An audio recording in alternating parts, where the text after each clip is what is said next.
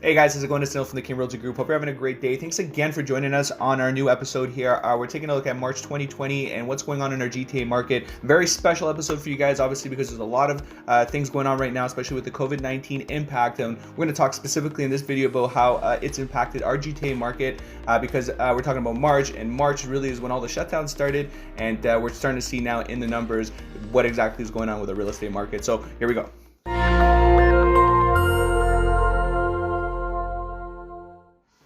All right, guys, like every month, we're going to review the numbers, and I'm going to preface this by saying that the numbers are somewhat skewed. We had kind of a tale of two. We kind of had a split in the month of March. I want to call it, even the Toronto Regional Real Estate Board is calling it the same. It's a pre-COVID and a post-COVID environment. March was really the month when things started changing. Our federal government, in addition to our provincial government, started imposing shutdowns, and we had lists of essential businesses that remained open, and majority of businesses closed down. We've been mandated to stay home, and so all these impacts, all these changes impacted our market, because a big part of our job is to obviously show homes in person, and that's something that's it's been drastically restricted at the moment. So first and foremost, let's take a look at the numbers, because that's something that we do all the time. So let's take a look at our GTA average price point, and we're going to put it up on the screen here.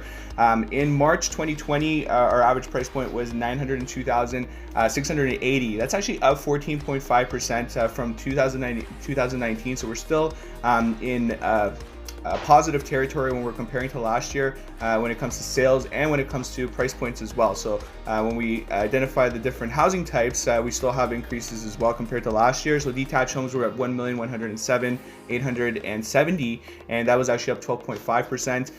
Semi-detaches at 889,480 are up 12.3%.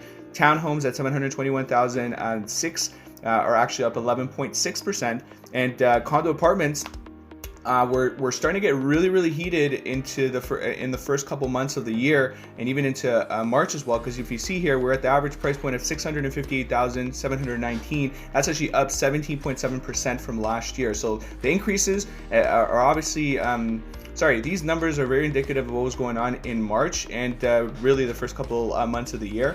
We were getting into a really heated market. It was actually it was comparing now to what was going on in 2016 when we had a bunch of bidding wars, and where really the market was heading into an unsustainable territory. At this point in time, though, did COVID help us? Really, it's hard to say. We'll never really know now. Obviously, our market is going to be impacted over the next coming months because of what's going on now. But our market was really hot coming into this event. So that's what I'll say for now. A couple more details later. Let's take a look at our sales, guys. Our sales are 8,012. That's actually still up 12.3% compared to last year in March. But you got to remember, we have skewed numbers here, because half of the month we were business as normal, business as usual, and in the second half of the month, really things started slowing down drastically. If you recall, last month we were, I think, over 30 or 40% compared to the February 2019. So this 12.3 seems pretty tame compared to what I saw the last couple months. Still in positive territory though. Let's take a look at months of inventory. Again, these numbers are slightly skewed as well, guys, because we had a really heated market and environment leading up to the changes that they're recently impacting our market. But let's take a look anyways. Let's take a look at our months of inventory. It gives us an idea of whether we're a buyer and a seller market. We were definitely in a seller market prior to all these changes, and these numbers are indicative of that. So Toronto, we're at 1.2 months of inventory, which is super low, 82% sales to active listing ratio. Durham, we were at 1.12 months of inventory, which is even lower, and 90% sales to active listing ratio. Peel region, at 1.18 months of inventory, or 85% sales to active listing ratio. In York region, we're at 1.7 months, or 59% sales to active listing ratio. So we were really in a seller market across the region, across Toronto and surrounding regions. Overall in the GTA, we're at 1.31 months of inventory if we kind of add all these numbers together as an average. So our guide here is going to show us that we were in a seller market pretty much all around when we looked at these numbers. Let's see how much this impact or this change is going to impact our market. Obviously, it will, and I'm going to talk about that a little bit later on. Okay. At the moment, though, this is kind of the numbers that we have to review when we're looking at March. And half of the month was really impacted by COVID, but April is going to be interested to kind of review. So next month, obviously, we're going to see the numbers of April. We had a full month of COVID impact. And so it's going to be very interesting to see kind of what happens in April and what starts happening into May, okay? March was kind of half and half, so this is why our numbers are still super positive and they still look great, because this is what our market was prior to. Okay, so let's take a look at some of the highlights.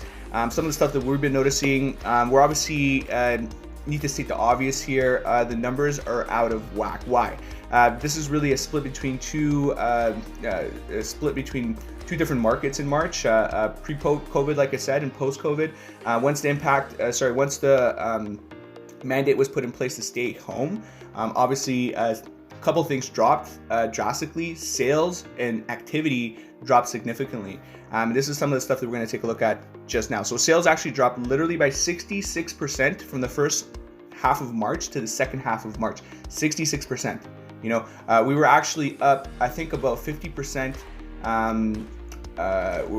Our sales were about 50% above 2019 March sales in the first half of the month. That's a huge number. I'm not joking when I say almost 50%. I think it was 49%.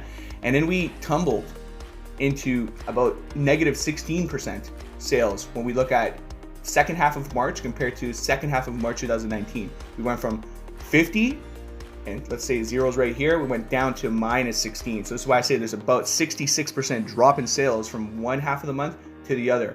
On purpose though, right? This happened on purpose. We were actually told to stay indoors. We were told to flat out not go out, to flatten our curve, and obviously to be able to help everyone really in this health crisis and to avoid spread.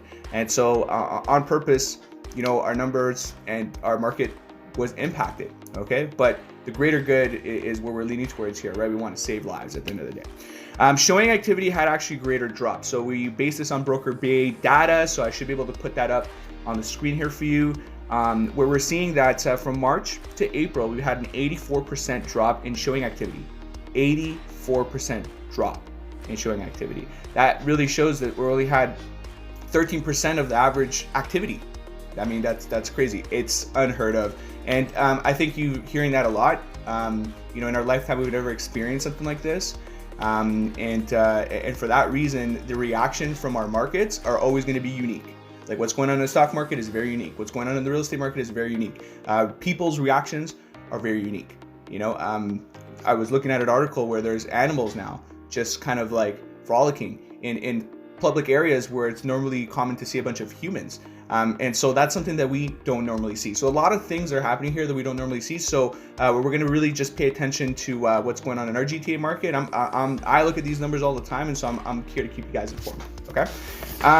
As we go on here, guys, the average price was actually down in the first half of the month into the second. Yet still, the second half of March, our average price was still 10.5% higher than the same time period in 2019. So still, our prices were actually still higher in the second half of March, even with all those shutdowns, compared to 2019, which was interesting to note. Higher price home, guys, unfortunately, if anybody out there is in the luxury market or is looking for a property or is trying to sell a property over $2 million, that's the kind of price range that's been more impacted. Sales were actually down 8% from February into March for properties over $2 million. That means that those are discretionary. That's discretionary spending, right? So anybody that has money enough to put 20% down on a $2 million house, they're kind of holding back a bit, okay? And rightfully so, maybe. Okay, everyone's in a different situation here. Lower price homes, though, we saw a similar sales activity compared to February 2020. So, like, that's why we're identifying and we're highlighting the over $2 million mark. Specifically because they had an 8% drop, but all other housing types underneath that, for the most part, were similar. Driven though by the $500,000 to $600,000 range, that actually was stronger than the month before. Okay, so interesting enough, the entry level market is still pretty. It still has pretty good activity, and in a year, a lot of times that has more activity than you know, a luxury market for sure. Anyways. What else, guys? So prices are more or less holding. Okay, so that's a very good thing to know. For the most part, prices are pretty flat, meaning that they haven't really gone up. They haven't really gone down. When I compare it maybe to like a couple months ago, or the beginning of the month, the beginning of the year, some might argue that it might have dropped a bit. But even if we had a 10% drop, we've had such increase in prices since the end of 2019 that a 10% drop has actually just given us, it's just taken us back a few months to the end of 2019. That's what ended up happening. If there's a drop at all, even a 10% one, we're at the end of 2019 in terms of values because of how much it's gone up over the last couple months. So maybe that heated activity, that rush we had at the beginning of the end of 2019, beginning of 2020 was a great cushion for the COVID impact, because we were kind of up here, and even if we go down a bit, we're still kind of like, relatively speaking, not too far away in terms of price than we were a few months ago. Okay, so keep that in mind. So don't get confused by the headlines, guys. More or less, prices are holding, and the headlines are really showing us that sales have decreased significantly. I think the article that's out there right now is 84% drop in sales activity. Sales activity, guys, is not average price. Average price is your value. It's the house. It's the value of your house. What people would pay for your house. So don't get those two things confused. Your property has not gone down at 84% in value. Sales activity has gone down, and it's been forced down because we can't operate normally, right? Buyers can't just go view a house, and sellers are being very restrictive with who's coming in. And we're going to talk about the relationship between supply and demand in this marketplace, which is very interesting, in a couple points down below. Let's keep it real, guys. So the impact of COVID-19 has been felt throughout the world. GTA real estate is not exempted from this. We've had mandates to stay home, we've had stoppages, so that undoubtedly is going to lead into a market slowdown. So this, for sure, in the second half of March we saw that. We're still seeing that into April, and these declines are still continuing in terms of activity, in terms of sales, and in terms of listings on the market. Okay, we're going to see over the next few months how much more impact there is, because we don't really know yet. So this is going to continue, but how will it impact? We really don't know. What we do know is that over 3 million Canadians were impacted by job loss or reduced hours over this last little while, and about 73,000 jobs in Toronto alone have been lost over the last month. And so how quickly can that restart is the question, right? Our economy is, a lot of experts saying, heading into recession, not seen for decades, which is again purposely imposed to kind of stop spread. So we're going to see how long it takes for that to kind of open up again. I know that Ford over this next week should be coming up with a plan, letting us know how he plans to start opening up Ontario, and the rest of the world really is starting to make these plans as well. So that's a good sign. It means that they're thinking future, and they understand that COVID and this virus is temporary and it won't last forever. Okay. So despite the doom and gloom, guys, remember, real estate normally is held long-term. Most buyers, more people who buy a house, is not looking to sell it in a few months or a year. Most people are not flippers. That's not their intention. That's more of a speculative play. And you should have a plan B, plan C, or multiple exit strategies if you try to do a flip. It shouldn't be your own. It shouldn't be the only strategy that you have, because things like this happen. Most people, anyways, they buy a home and they live with it in that home for many years. And in a life cycle of a buyer seller, they probably buy or sell about 4 to 5 homes in their lifetime. Okay, so most people hold on to property for many years. And why do I bring this up? Because undoubtedly we're going to be impacted in the short term here with this COVID impact. Okay, I don't think it's practical to think that the economy is going to start running 100% in a few weeks. So obviously, showings are still going to be down, sales are going to still be down, and listing activities are still going to be down. Interesting thing to note is that because listings are down almost at the same rate as sales, our market is oddly stable. Because we were kind of like up here with listings. Well, listings were kind of like flattish, and our prices were kind of going up. Listings are going to go, it actually went down way more now. So this is like kind of like the curve we're experiencing right now. It's going way down, listings, but so are sales. So we're kind of like par on that drop. And for that reason, we have this odd stable market. And again, we're not really seeing prices necessarily drop. We might have a point drop here and there depending on the housing type, but nothing significant yet from what I see. So we'll see though, okay? There's still light at the end of the tunnel at the end of the day. We're still in a great place to live in Ontario and in Canada. And so for that reason, I think our market is going to weather the storm when we come out of it, whenever that is. So it's going to be interesting to talk to you guys next month, because we're going to have a full month of April and with these COVID restrictions, it's going to be really interesting to see those numbers. Okay. If you have any specific questions, I know we were talking and we cover a large region, geographical area, and you guys might live in different spots around the GTA. So get in touch with me if you want to know what's going on in your micro market, Yonge and Eglinton, Vaughan Mills area, for example, Mississauga near Square One, Scarborough Town Center area, wherever it may be. Get in touch with us and we'll give you a better idea of what's going on today in your marketplace, especially if you have doubts or not sure what's going on with the value of your house, for example. We got you. When it comes down to it, buyers at the moment, who's operating in the market right now? It's need to sellers, need to buyers mostly.